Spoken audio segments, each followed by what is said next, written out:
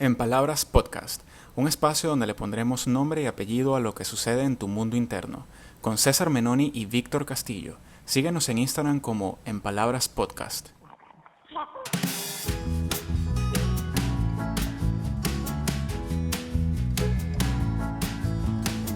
Bueno, bienvenidos a este último episodio del año en Palabras Podcast, este capítulo que estamos dedicando especialmente a ver en perspectiva lo que sucedió durante el 2020 y la pregunta clave que da a este capítulo. Y antes de saludarte, Víctor, lo quiero dejar aquí de una vez. ¿Qué pasó en el 2020 con nuestra salud mental? ¿Qué sucedió? ¿Qué salió mal? Bienvenidos todos, hola César. Bueno, muy emocionado, este es el último episodio de este año, nuestro cuarto episodio, así que lo dedicamos a un año particularmente complejo, difícil, no es ajeno para nadie que este año haya sido tan particular y definitivamente nos cambió la vida, nos ha hecho mirar nuestra vida en general de una forma muy diferente. Así que nada, nos vamos a enfocar en salud mental, como lo has dicho, porque ha sido un año bien retador para nuestro bienestar, no solamente físico, sino mental. ¿Okay? Y se sigue hablando de salud mental y creo que cada uno de nosotros tenemos que seguir hablando mucho más de esto, ¿no? Y de cómo hacer frente ante tanto estrés y ante tantas dificultades. Pero bueno, yo creo que ha quedado claro la importancia de nuestra salud emocional, de nuestro bienestar, de nuestra salud mental propiamente. Ya antes de la pandemia, los índices de suicidio, la depresión como principal trastorno mental que afecta a la población mundial, pues ya representa o ya venía representando una de las causas más importantes de discapacidad.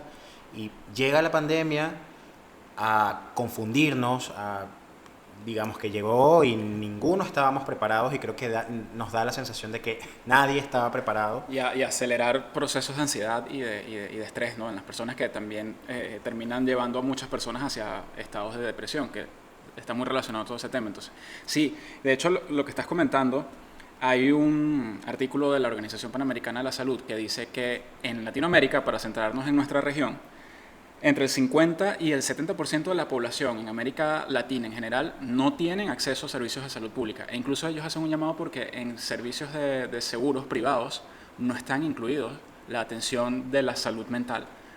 Y lo que me refería de los porcentajes no era salud pública, era salud mental, perdón.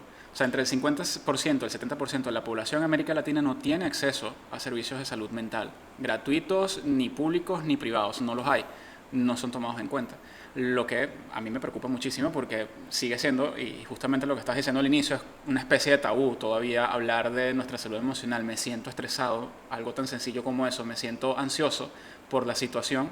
No se hablaba antes y ahora durante la pandemia quedó demostrado que es importantísimo porque muchas personas pues en nuestras casas nos estábamos, para hablar coloquialmente, volviendo locos, ¿no?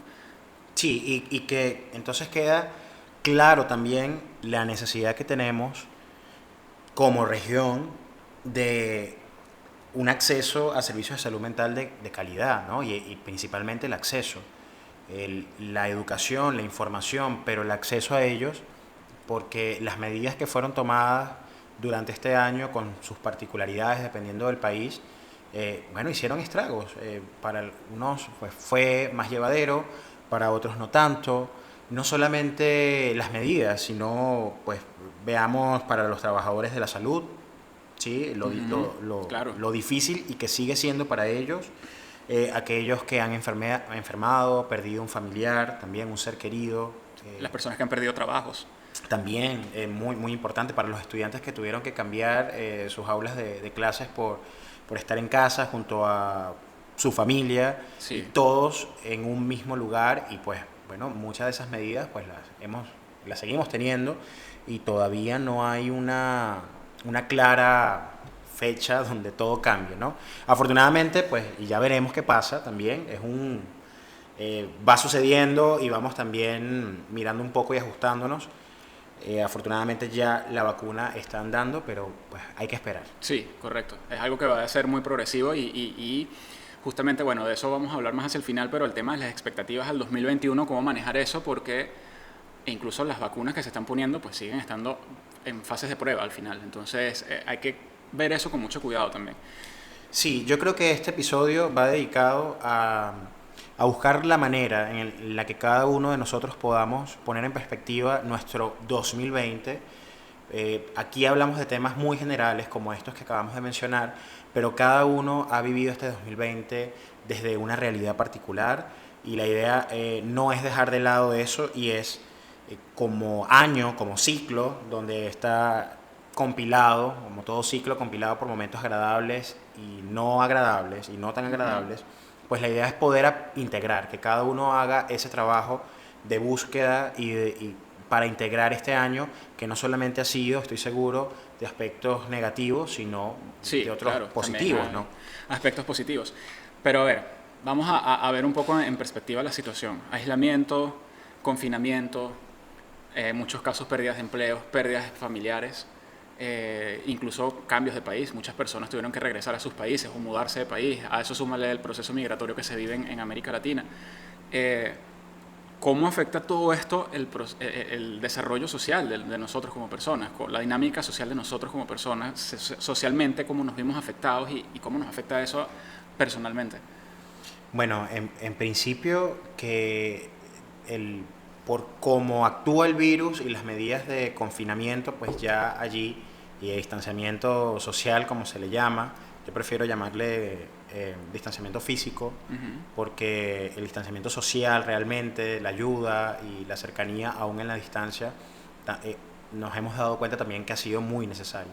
Pero sin duda ya salir a la calle ya no es lo mismo.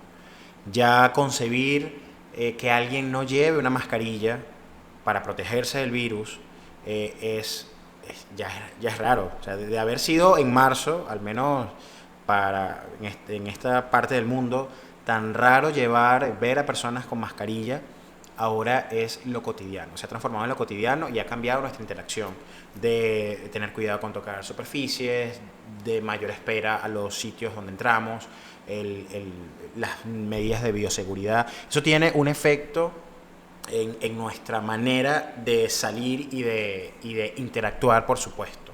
Entonces, eso está impregnado por el miedo. Salir entonces a la calle dejó de ser un medio o un recurso para despejarse y para distraerse, para convertirse en un acto que representaba tener miedo. Y tener miedo a un virus que es probable, porque no lo sabemos, es invisible, tienen otras personas. Entonces, el miedo ha quedado y sigue externalizándose, a veces no de maneras tan apropiadas. Hay personas que pueden externalizar el miedo como rechazo, sin quererlo, como huida, como rechazo al otro. Yo creo que allí es una de las primeras cosas que tenemos que cuidar al salir a la calle, que a pesar de que hay un virus, tener muchísimo cuidado con esas manifestaciones de miedo y cómo las demostramos al otro. Creo que el, el poder hacer nuestra experiencia, que es difícil para todos, lo más fácil posible, es importante. Y bueno, y socialmente pues nos ha llevado a vincularnos más con redes sociales, a nivel digital. Hay muchas personas que han dejado de ver a sus familiares y que siguen sin verlos después de largas temporadas y sin viajar, sin posibilidades de viajar. Y bueno, incluso personas que no han salido, no han sido capaces de salir del todo, ¿no? De cuidarse, de pedir todo en casa. Cada situación es particular, pero definitivamente nos ha llevado realmente a un distanciamiento afectivo que está allí, con mucha necesidad de afecto del otro, de interacción, pero por el miedo pues a ese distanciamiento propiamente afectivo, más desde la emoción, porque bueno, estuvimos tomados mucho tiempo por el miedo, ¿no? Se habló también del síndrome de la cabaña y de lo difícil. Del síndrome de la cabaña, Sí, síndrome del ermitaño. Que fue salir de casa, de la guarida, del lugar seguro. Todos esos procesos, pues, muchas personas lo vivieron y lo siguen viviendo, ¿no? Y más la segunda ola que ya está tocando a muchos países en Europa y bueno, y ahora en Latinoamérica también. Correcto, sí. Y fíjate algo, o sea, todo esto también, obviamente, muchas personas pues tenían metas, todos, me incluyo ahí, teníamos metas, en el 2020 de cosas que queríamos hacer y que definitivamente no pudimos hacer, así haya sido viajar, así haya sido, no sé, comprarse un nuevo carro, cambiar de trabajo. Muchas de esas cosas se vieron truncadas en el camino por toda la situación de la pandemia. ¿Cómo afecta esto entonces ahora a las personas que tenían unas metas y cómo enfrento yo esa culpa que puedo tener por no haber encontrado tal vez la manera de continuarlas de alguna u otra forma, digital, qué sé yo, a distancia? No supe cómo, las perdí en el camino. ¿Cómo enfrento yo esa culpa? ¿Cómo me hago cargo yo de eso? Si en situaciones anteriores a la pandemia, los grandes cambios representaban pues una situación difícil, representaba fuentes de estrés elevados, de ansiedad, incluso de depresión ante la pérdida de algún trabajo, la pérdida de un ser querido, pues bueno, ahora a nivel macro, por supuesto, eso está más que presente. Lo vemos no solamente en nosotros, sino en en personas cercanas, de las que sabemos que se han contagiado y que han vivido este proceso de la enfermedad, y las particularidades para cada uno. Entonces, esto definitivamente toca nuestras emociones, toca la manera en la que empezamos a concebir el mundo, nuestro proyecto de vida, el sentir que nuestro proyecto de vida se vio truncado o se vio interrumpido, hubo un cambio. Cada uno lo está viviendo de una realidad interna porque esta situación ha demandado que nos ajustemos de alguna manera. A muchas personas nos ha demandado por todo lo que nos ha pasado, que ha estado relacionado, que nos ajustemos de alguna forma y que tengamos que hacer cambios, no solamente producto de lo externo, sino individuales, de nuestra percepción, de nuestras metas incluso. Hay personas que se han encontrado con cosas que no imaginaron encontrarse en una pandemia, digamos, sentir bienestar al ayudar al otro, porque empezaron a vincularse con organizaciones de ayuda, o porque cambiaron de trabajo, o se quedaron sin trabajo y empezaron a emprender alguna cosa que sabían hacer. Entonces creo que la flexibilidad mental, posterior evidentemente a todo ese proceso de duelo por la pérdida, es muy muy importante aquí. Y entender que ya pensando en cómo cerramos este año, y es algo que les digo a todos los que nos escuchan, en esa percepción, cómo yo cerré el 2020, pues también reconocer cómo supimos ajustarnos, cómo supimos adaptarnos, cómo cambiamos de dirección, cómo a partir de la demanda de una realidad externa tan abrumadora por momentos, nos hizo también actuar y reconocer que bueno, que también estuvo bien en cierto momento pues quedarnos paralizados, confusos, porque definitivamente la situación es completamente nueva y fue completamente nueva para todos. O sea, entonces allí entra la culpa de la que tú hablas. Tener mucho cuidado con esa culpa, con eso de, bueno, no fui capaz, todo lo que perdí. Hablé antes de un ciclo, que el ciclo está lleno de momentos vividos, que son agradables y otros no tanto, pues también tomar en cuenta esos esfuerzos individuales que hicimos cada uno por nosotros, por nuestra familia y por nuestros seres queridos también. Claro, exacto. También enfocarnos en lo que pudimos hacer y que remamos hasta acá. Estamos en diciembre del 2020 y estamos, que es lo importante. Ni bien ni mal estamos. Entonces también valorar lo bueno que pudimos hacer por nosotros, como dices tú. O sea, supimos adaptarnos en algún punto. Nos quedamos estancados, sí, porque era una situación totalmente nueva. El mundo, creo que la última pandemia tan fuerte que he vivido fue en 1918. O sea, estamos hablando de una época que, si la comparamos con la actualidad, es totalmente contraria a lo que es hoy en día el mundo. Entonces supimos adaptarnos, supimos tener herramientas, nos quedamos estancados y era válido para muchas personas quedarse ahí porque no sabíamos qué hacer, no sabíamos cómo afrontar ese miedo, la situación. Era un poco de histeria colectiva lo que había en la calle y no sabíamos cómo afrontar todo eso, ¿no? Sí, no sabíamos cómo metabolizar y digerir primero tanta información, tanto miedo, tanta angustia.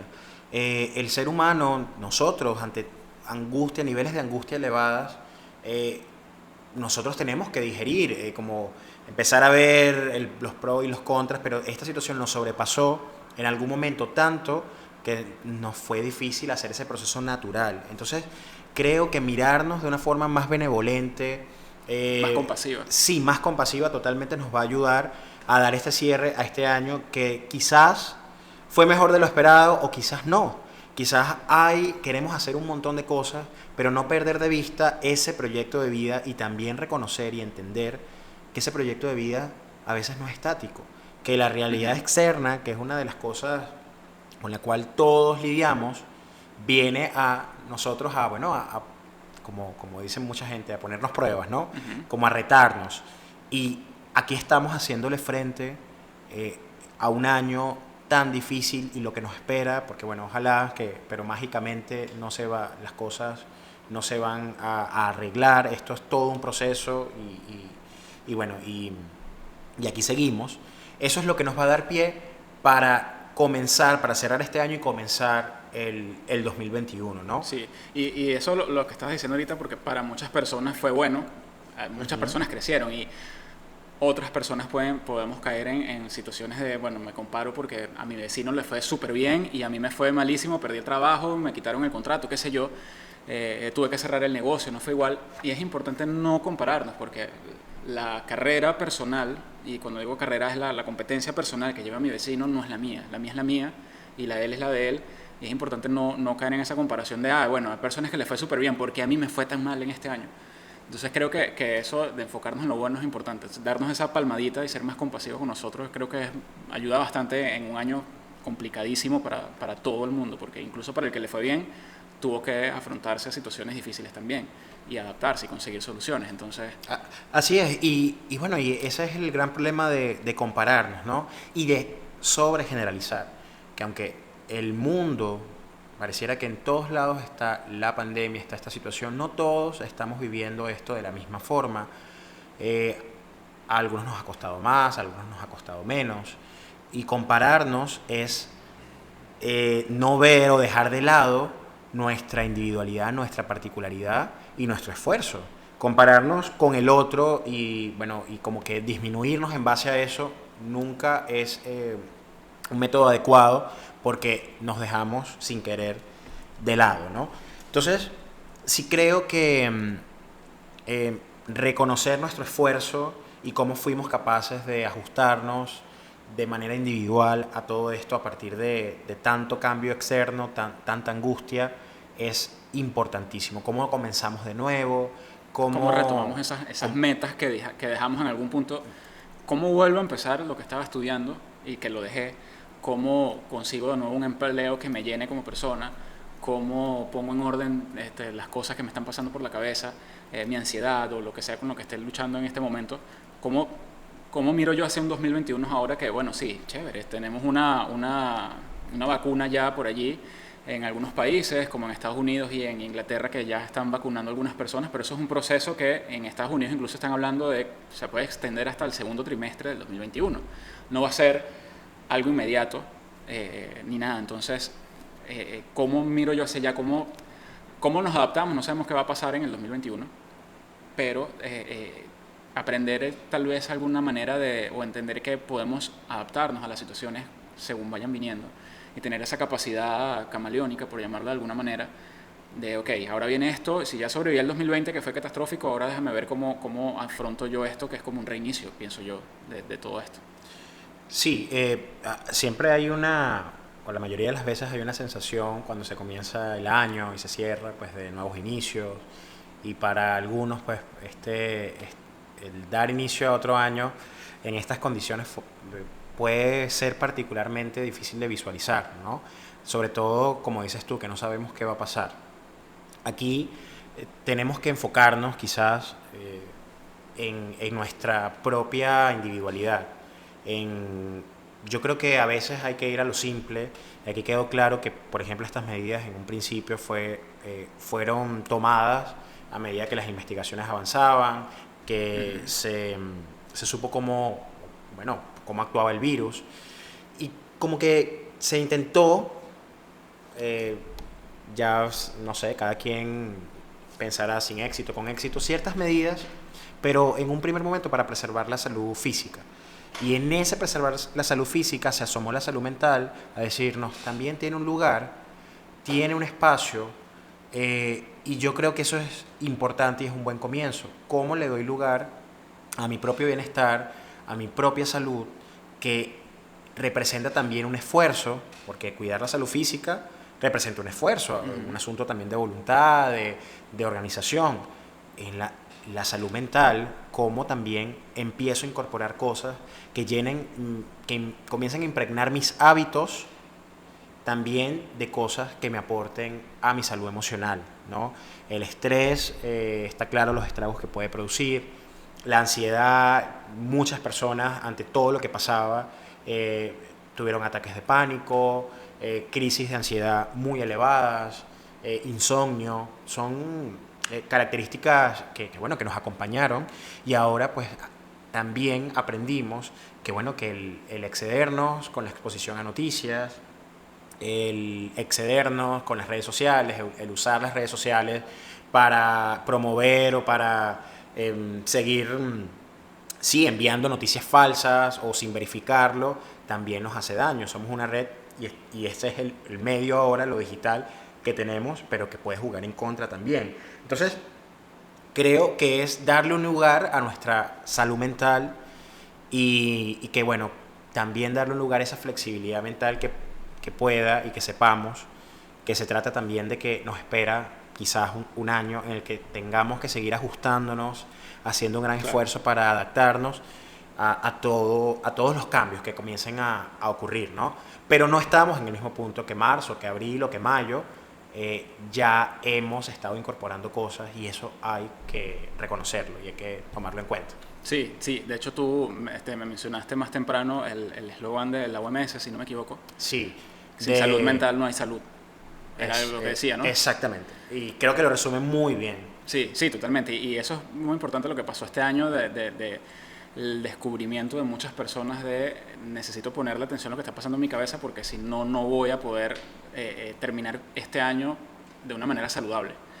Y eso fue, para mí, la mayor lección aprendida mundialmente, creo que fue eso. O sea, y además esta pandemia también sacó un aspecto muy positivo de la humanidad que fue, de ciertas maneras, solidario.